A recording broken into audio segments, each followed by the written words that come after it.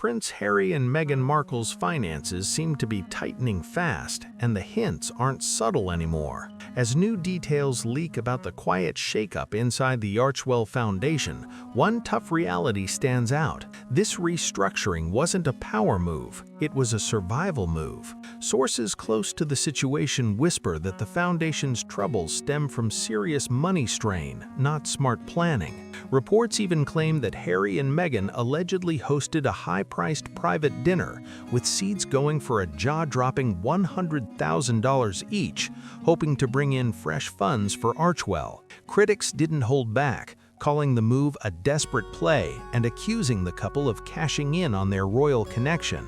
Behind the scenes, insiders suggest that splitting their shared assets might not be so easy either, and that the couple's financial safety net looks thinner every month. People within palace circles are reportedly saying both Harry and Meghan know exactly how fragile things have become, and that makes what came next even more intense. You do not represent the crown. You are not entitled to the symbols, privileges, or platforms of this institution, and you may no longer speak in our name. Those icy, direct words hit like a thunderclap, straight from official Buckingham Palace communication. The announcement wiped out weeks of rumors in one powerful statement.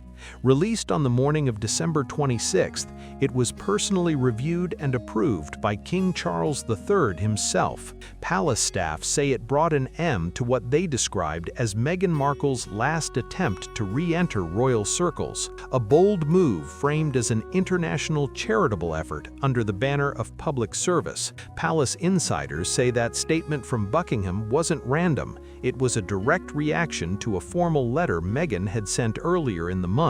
The message, according to those in the know, wasn't emotional or angry. Instead, it was calm, polished, and surprisingly strategic. This tone was nothing like her earlier communications, and it instantly caught the attention of the royal press office. Sources claim the letter came loaded with a few bold requests. Meghan allegedly asked for approval to represent the royal family at international charity events, a move that stunned senior staff. On top of that, she reportedly wanted special permission to wear a royal tiara at select ceremonies, presenting it as a gesture of ongoing unity with the crown. But the biggest surprise? Her proposal to relaunch an international royal ambassador program, with herself leading it front and center. People inside the palace were left speechless. The confidence behind it wasn't subtle at all. One senior courtier reportedly said this wasn't about staying relevant, it was about holding on to royal influence. What really stunned the insiders, though, was the tone itself. Gone were the pointed remarks and frustration-filled words. Instead, her message carried a smooth, diplomatic polish. One palace aide described it perfectly. It felt like a job application wrapped in velvet. Soft on the outside, but full of ambition underneath. Even though the wording stayed professional, the intent didn't go unnoticed. A senior advisor close to King Charles reportedly said the letter was a tactical move, using the language of duty and public service to subtly reach for status, power, and a touch of royal prestige. In simple terms, the palace saw Meghan's letter more of a business move than a heartfelt appeal, no matter how classy it looked. Even though Harry and Meghan stepped back from senior royal duties nearly 5 years ago, the timing of this request set off alarm bells right away. Over the past few months, cracks in the Sussexes' financial image have become hard to ignore. Meghan's letter reportedly arrived just as the Archewell Foundation quietly rebranded itself as Archewell Philanthropies. Financial observers noticed the shift immediately, calling it a sign of mounting pressure behind the scenes. Public filings suggested total donations in 2024 dropped to around $2 million, and most of that came from their own funds. Outside donor support, which once fueled big projects, seems to have almost disappeared. Not long after, the Archewell website suddenly went dark with no public explanation. Soon after that, quiet staff cuts began, sparking new questions about how the foundation was being managed and whether it could stay afloat. Critics couldn't help but ask, How did a charity once promoted as global and influential lose momentum so quickly? Meanwhile, Meghan's lifestyle brand hasn't exactly been making headlines for success either. Reviews were lukewarm, and reports claimed sales were underperforming despite massive promotion efforts. Even with luxury-inspired marketing and influencer buzz, the brand couldn't seem to hold steady interest. Adding to the tension, reports surfaced that the couple was offering exclusive seats to private dinners for $100,000 each through a charity auction platform. The reaction was instant. Critics accused them of blurring the line between philanthropy and personal image building. "She's not after royal duty," one Windsor aide said sharply. "She's after royal visibility." That one quote summed up how the palace really saw Meghan's latest letter. But apparently, the message didn't stop there.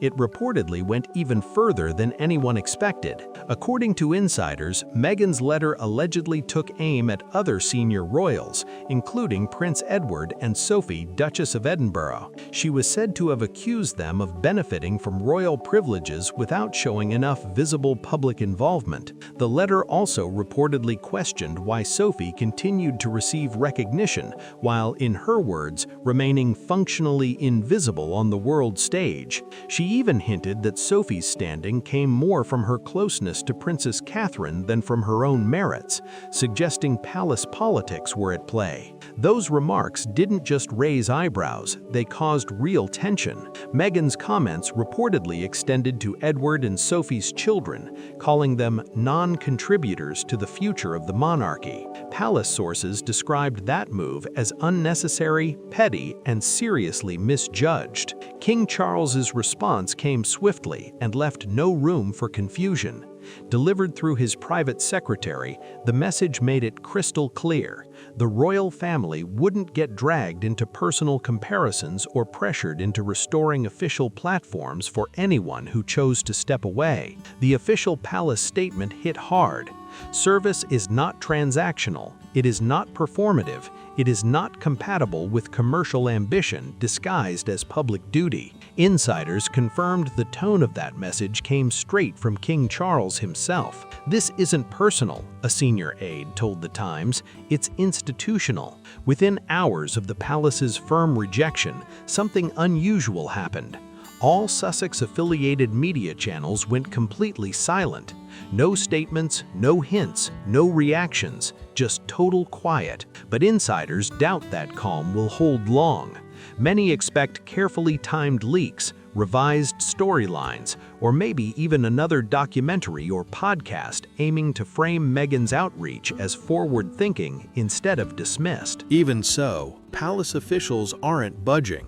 Those close to King Charles reportedly believe the whole strategy came far too late and that its purpose was easy to read. The timing of Meghan's appeal wasn't just diplomatically off, it exposed deeper financial realities that couldn't be ignored. Behind all the polished language and thoughtful phrasing, insiders say one motive stood out clearly: money. And for the House of Windsor, that shifted the entire dynamic. What once looked like a daring post-royal venture has now turned into a case study in overextension.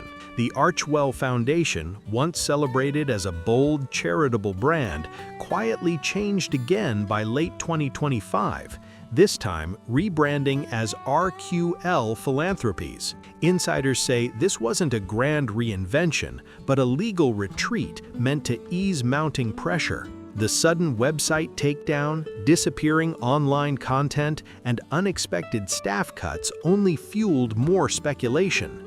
As one nonprofit advisor put it bluntly, you don't shut everything down unless something's seriously off. The biggest red flag came straight from financial records.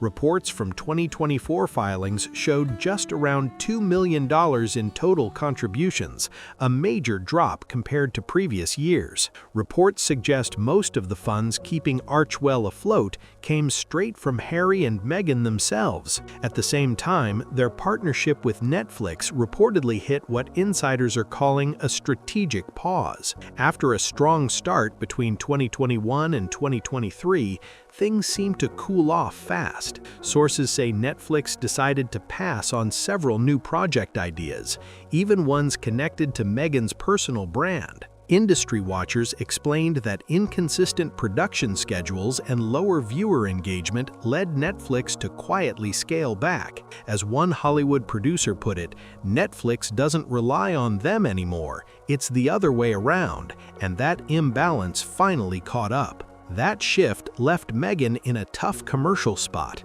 Her lifestyle label, American Riviera Orchard, launched in October 2025 with heavy media buzz, but it didn't perform as expected in major markets. Retail analysts even noted that some shipments included free jars of her signature orange marmalade, a move some critics described as unusual and slightly desperate to spark attention. But the most talked about moment came when reports confirmed a new round of charity auction dinners, offering private access to the couple for $100,000 per seat. While the events were presented as fundraising opportunities for a good cause, critics quickly questioned the optics, saying it blurred the line between charity and exclusivity. One former royal advisor summed it up sharply. They weren't auctioning stories, they were auctioning seats next to themselves. Bidders reportedly came from Los Angeles, Singapore, and Dubai, turning the event into a major topic in palace conversations about boundaries, reputation, and what counts as genuine philanthropy versus self-promotion. Buckingham Palace moved fast on this one. The official stance was crystal clear. No royal, active or former, is allowed to use their royal connection for personal fundraising purposes. And while King Charles's public statement stayed calm and diplomatic, insiders say he was genuinely upset by what he saw as a repeating pattern that crossed serious boundaries. Reports suggest that Meghan's request to wear royal symbols in public while she and Harry were still linked to private fundraising efforts pushed things too far for the king to overlook. According to those close to the monarch, Charles privately drew comparisons between his younger son's current approach and earlier royal controversies tied to offering access or association. For the king, this wasn't just about awkward headlines, it was about setting a risky precedent that could slowly erode public trust. One palace insider explained it like this: it's a slow leak in the institution's credibility. Every time royal symbols are used for personal benefit, it chips away at what the monarchy stands for. That's why the decision to officially end all remaining symbolic permissions, including the right to represent royal charities or wear ceremonial regalia, wasn't taken lightly. Behind closed doors, King Charles reportedly saw the situation as more than poor judgment. He viewed it as an attempt to repackage privilege under the disguise of diplomacy. To him, Meghan's calm and respectful tone couldn't hide the underlying push for renewed influence. When Meghan Markle's formal proposal finally reached the king's desk, outlining a vision for a new overseas royal role that included public appearances, symbolic presence, and even permission to wear a tiara at key events, the palace didn't rush a reply. Instead, they went silent, assessing every detail. Instead of handling Meghan's letter as a simple family issue, Buckingham Palace treated it as a serious matter of royal principle. Behind closed doors, a private council of the most senior and trusted royal figures gathered to review every word of the request. And what came out of that meeting wasn't hesitation or half measures, it was a unanimous no. According to highly placed sources, King Charles, Princess Anne, Prince William, and Princess Catherine all took part in a special advisory session at Windsor on December 17, 2025. The atmosphere was calm but firm.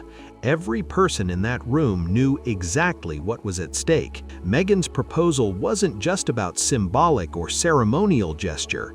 Senior royals viewed it as a quiet effort to re-enter the royal spotlight, a carefully packaged plan to regain influence and visibility without the same level of responsibility that comes with it. One palace insider put it plainly: this wasn't about public service, it was about brand positioning dressed up as duty.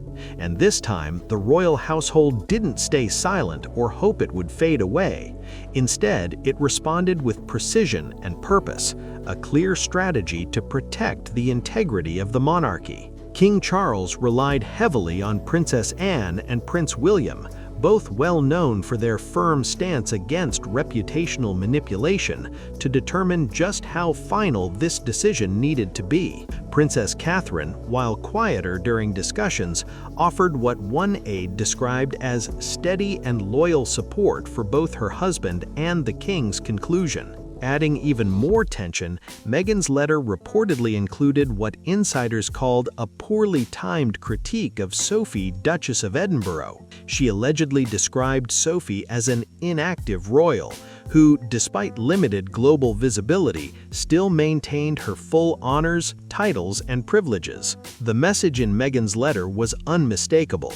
If Sophie could keep her royal standing while staying mostly out of the public eye, why couldn't Meghan, whose global fame she believed far outshined most working royals? But that line of reasoning, insiders say, completely misunderstood how the palace actually works. Sophie, Duchess of Edinburgh, might stay under the radar, but within royal circles, she's deeply respected for her quiet dedication, steady loyalty, and consistent service. Unlike Meghan, she's never sought publicity, never launched a personal brand, and never spoken out against the institution she represents. In King Charles's view, Sophie is what keeps the royal framework strong, the kind of figure who reinforces the crown rather than disrupts it. As one royal insider said firmly, Sophie's never tried to profit from royal ties. She's never played the sympathy card. She's never called herself a global figure, and she's certainly never asked to wear a tiara as a negotiation tool.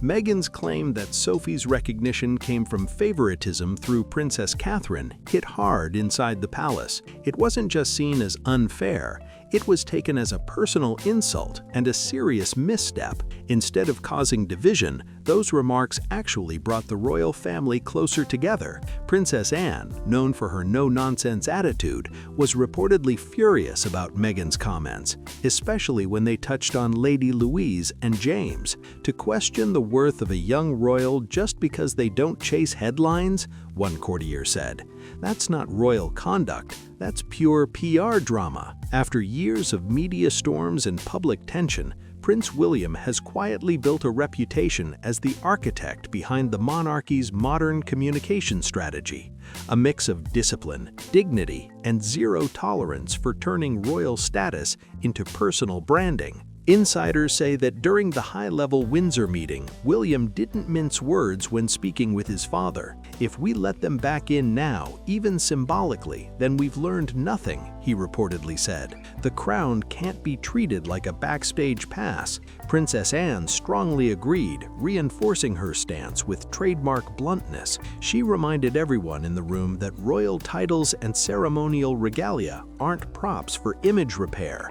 They represent sacrifice, service, and tradition. That unified message shaped the tone of King Charles's final response, which was officially released on December 26th. The statement didn't just decline Meghan's proposals, it firmly rejected the entire concept of a hybrid royal role or any selective form of representation. There are no half-royals, one senior official later told The Telegraph. You're either part of the institution or you've stepped away from it. There's no in-between. One of the most fascinating parts of Meghan's approach was her unexpected change in tone. Gone were the emotional interviews filled with accusations and grievances.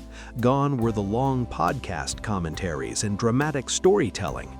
Gone was the fiery language seen in past media appearances and memoirs. Instead, the new Meghan presented herself with calm precision, using polished words like duty, service, and reconciliation. But inside the palace, no one was convinced by the shift. As one senior aide put it, it was the most refined request we've ever seen from her. Beautifully written, emotionally balanced, almost diplomatic. Then came the follow-up. And yet, we saw through it instantly. To royal insiders, it wasn't a real change of heart. It was a strategic transformation.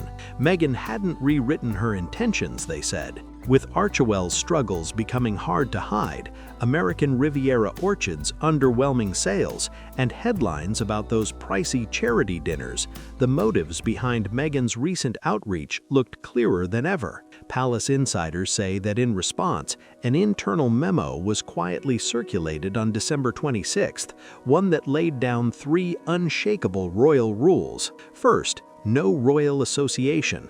Harry and Meghan are not to be presented, referenced, or connected in any official way with royal charities, events, or institutions. Second, no use of royal regalia. Anyone outside the active working royal circle may not wear or request royal symbols, crowns, tiaras, or insignia unless they have explicit permission from the king himself. Third, no symbolic delegation. Royal titles cannot be used in connection with any overseas charitable projects without direct authorization from Buckingham Palace. The memo closed with a pointed message from the King's private secretary. The institution will not bend for appearances, it will not yield to influence, and it will not serve as a safety net for personal image repair. The tone left no room for debate. The monarchy was drawing a permanent line in the sand. For a brief period between 2021 and 2023, Harry and Meghan had managed to create a unique cultural moment. They stood as high-profile former royals with both global curiosity and Hollywood sparkle, a combination that drew massive deals from major platforms and publishers. From Netflix to Spotify, from speaking tours to book advances, the money kept rolling in even when the projects didn't always match the hype. As for a while, it seemed like stepping away from the royal family had boosted their influence instead of reducing it. But that illusion has started to collapse. As 2025 comes to a close, insiders say the effort to maintain a luxury lifestyle on shrinking income has hit a breaking point. At the heart of the Sussex story stands their $14 million Montecito estate, a sprawling mansion complete with 16 bathrooms, private cinema, tennis courts, manicured rose gardens, and even a custom-built chicken coop. Once proudly featured on screen as the symbol of their new independence and lifestyle success, the property has now become a financial challenge to maintain. According to insiders, keeping the estate running costs anywhere between $2 and $4 million every year. That includes household staff, 24-hour security, extensive landscaping, property taxes, and insurance, and that's before adding the ongoing expenses for travel, stylists, PR specialists, and image consultants needed to maintain their public presence. By 2024, the warning signs became impossible to ignore. Netflix, once their biggest creative partner, began scaling back its development funding. Around the same time, Spotify officially ended their partnership with the couple. Those two decisions wiped out major sources of recurring income, while Harry's memoir Spare brought in a huge payday in 2023. Publishing insiders confirm it was a one-time deal, and there are no follow-up books in the works. Meghan's podcast venture has yet to gain serious traction, and her lifestyle brand, American Riviera Orchard, launched in late 2025, struggled right out of the gate. Sales were modest, reviews were lukewarm, and reports suggest that products are already being quietly discounted. Even more telling, at least 2 major retailers have reportedly stepped away from planned 2026 collaborations. Meanwhile, Archewell, once promoted as a lasting charitable legacy, now appears to be fading fast. Public records for 2024 revealed that contributions dropped to just around $2 million, with nearly all of that coming directly from the couple themselves. That's a steep fall from the $13 million that helped launch the foundation just a few years earlier. The quiet rebranding, sudden website shutdown, and the discreet departure of several key staff members all seem to confirm what many in royal and entertainment circles are now saying. The decline isn't speculation anymore, It's on record. Without a steady stream of big media partnerships to keep things moving, the entire Sussex operation seems to be struggling to hold itself up. And maybe the most revealing moment of all came when reports confirmed that the couple had begun offering private charity dinners at $100,000 per seat. For royal watchers, that was the turning point. Proof that the Sussex brand wasn't growing anymore, but fighting to stay relevant, and doing it right in front of the world. When access becomes the main attraction, it stops looking like philanthropy and starts looking like preservation.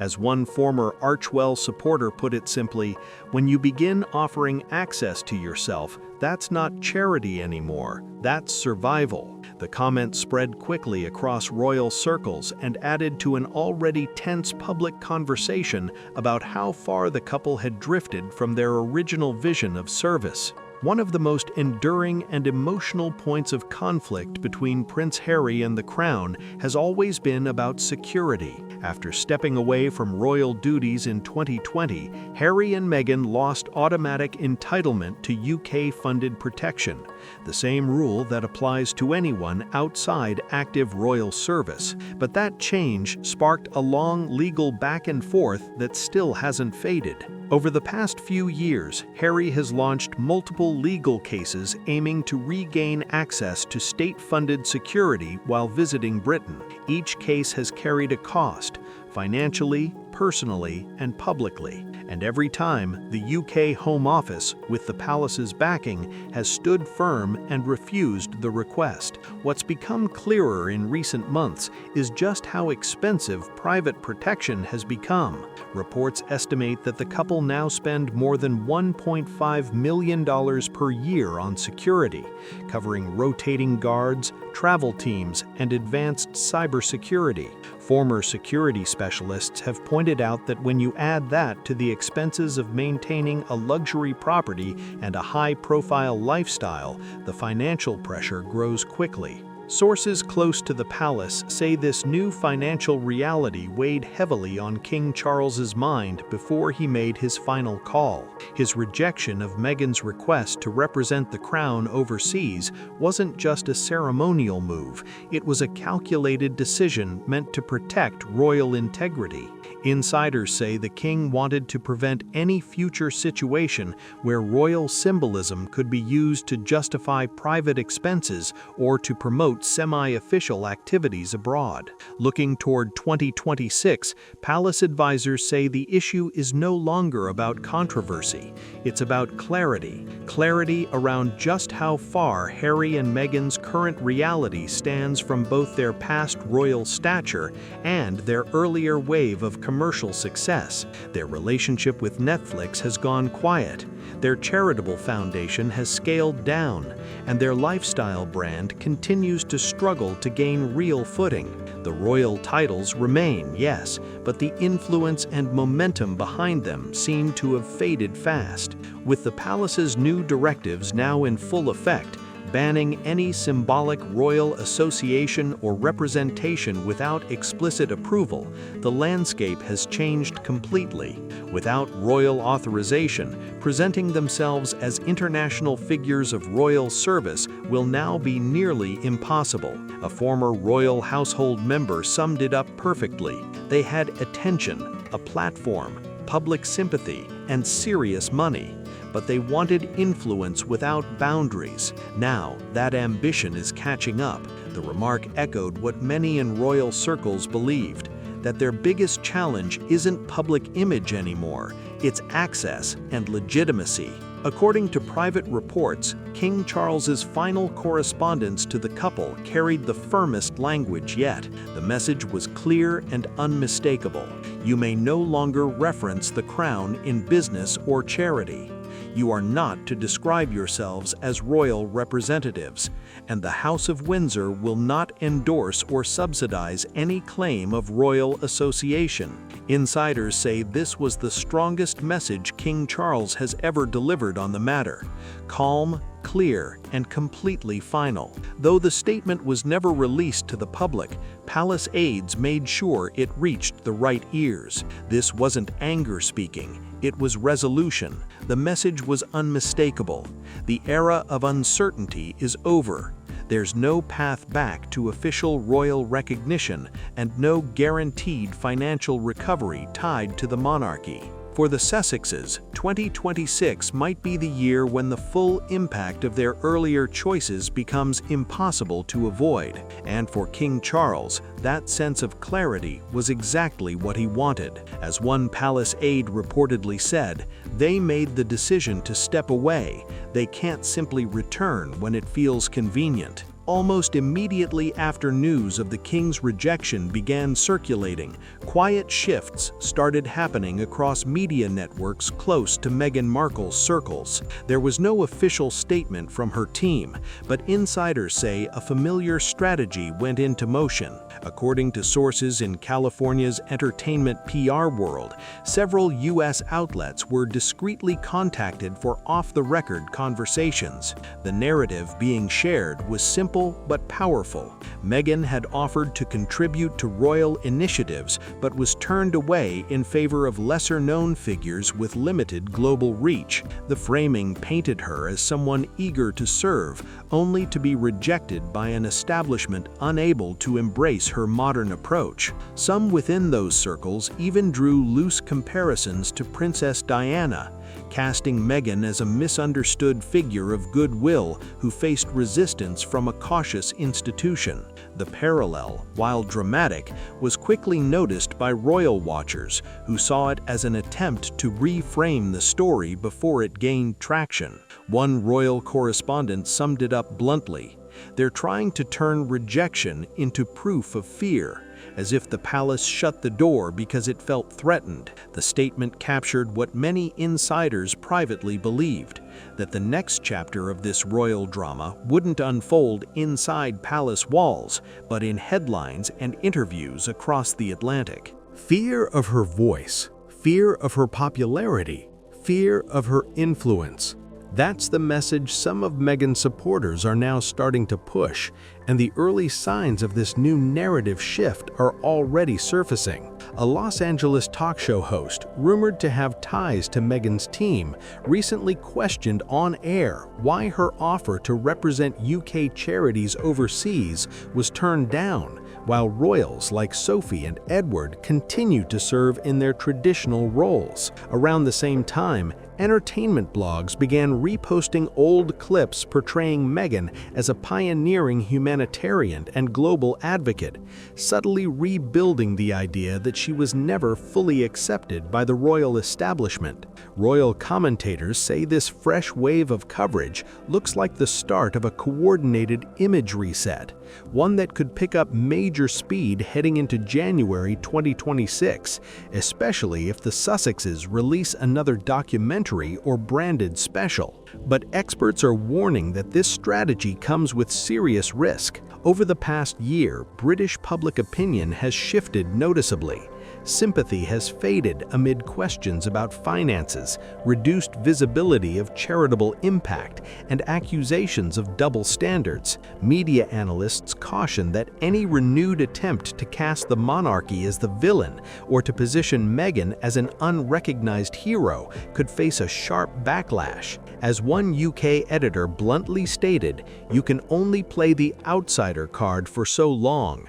Eventually, people start asking, if you chose to leave the royal world, why keep trying to wear the crown you gave up?" So far, Buckingham Palace has remained completely silent. No statements, no interviews, no responses, just deliberate restraint. Palace aides say there are no plans to engage publicly, no matter what stories circulate. The royal approach remains exactly what King Charles, Prince William, and Princess Anne agreed upon months ago. Firm boundaries enforced privately, backed by institutional strength. But make no mistake, behind that calm silence, there's a quiet readiness. Palace insiders confirm that if any future Sussex projects begin to blur the line between personal branding and royal identity, both legal and media countermeasures are already prepared. Unauthorized use of royal titles, crests, or affiliations won't slide anymore. The tolerance period is officially over. The royal family, once cautious and patient, has now taken a firm stance. "We're not fighting back," one palace official reportedly stated. "We're drawing a line that will not move." For almost 5 years, the relationship between Prince Harry, Meghan Markle, and the monarchy has existed in an uneasy limbo. Not completely cut off, yet never truly repaired. But with King Charles's final decision in December 2025, that uncertainty has ended once and for all. There will be no hybrid arrangements, no honorary titles, and no symbolic comebacks. As 2026 approaches, the boundary isn't just emotional or personal anymore. It's official, structural, and permanent. The palace isn't leaving any room for confusion or negotiation. A senior courtier confirmed on December 27th that the royal household's position has been clearly defined, and it's not open to change. Since stepping away from royal duties in 2020, the Sussexes have operated in what insiders called a gray zone, still using the Duke and Duchess titles, still drawing from royal symbolism, and still benefiting from the aura of royal prestige. But that era of soft leniency has officially come to an end. Palace insiders revealed that starting January 1, 2026, all internal royal documents, event rosters, and diplomatic correspondence will remove Prince Harry and Meghan Markle from active royal working groups and official patronage lists. Their names will technically remain in the line of succession, but without any public function, duties, or official representation attached. Going forward, any use of royal identity or imagery in connection with personal, commercial, or media ventures will trigger formal action. That includes possible legal steps such as injunctions or cease and desist orders if the content is deemed misleading or implies unauthorized royal endorsement. Meghan and Harry now stand as private individuals, holding titles through birth and marriage, but without any ceremonial roles or official privileges. One of the most notable aspects of Meghan's rejected proposal was her desire to serve as a royal-style ambassador abroad, representing charitable causes and attending global events under the banner of service to the monarchy. On the surface, it sounded admirable, but behind palace walls, the reaction was very different. Insiders say the royal household viewed the idea as risky and confusing. As one senior figure reportedly described it, it would have been a recipe for chaos. King Charles, Prince William, and Princess Anne all shared the same concern, that allowing selective participation in royal duties could create a dangerous precedent where individuals step in when it benefits them, but retreat into independence when accountability comes into play. As one aide sharply put it, royal duty isn't a stage performance. You don't borrow the crown's credibility like a costume you can take on and off. The comment captured the growing unease about how blurred the lines had been between royal service and personal ventures. That worry only deepened after reports of the exclusive $100,000 charity dinners, which were marketed around the idea of personal access to the couple. To the palace, that looked far too close to mixing private enterprise with royal identity, something the institution has been determined to prevent. Had Meghan's proposal been approved, insiders say it would have opened the door to a global wave of semi-royal activities, individuals operating under royal imagery without the same duty, rules, or oversight that define official service. For the monarchy, that was unacceptable. The palace's rejection wasn't about punishment, it was about preservation, protecting the integrity of the institution for the generations ahead. That direction is crystal clear. Fewer public representatives, tighter communication, and a renewed focus on service without spectacle. Even long-serving royals like the Duke of Kent and Princess Alexandra are gradually stepping back as part of this modernization effort. In this new era, there's no room for part-time royals or second-tier symbolism. Meghan's proposal, no matter how gracefully presented, simply didn't fit the monarchy's forward path. This was never about punishment, one senior courtier emphasized.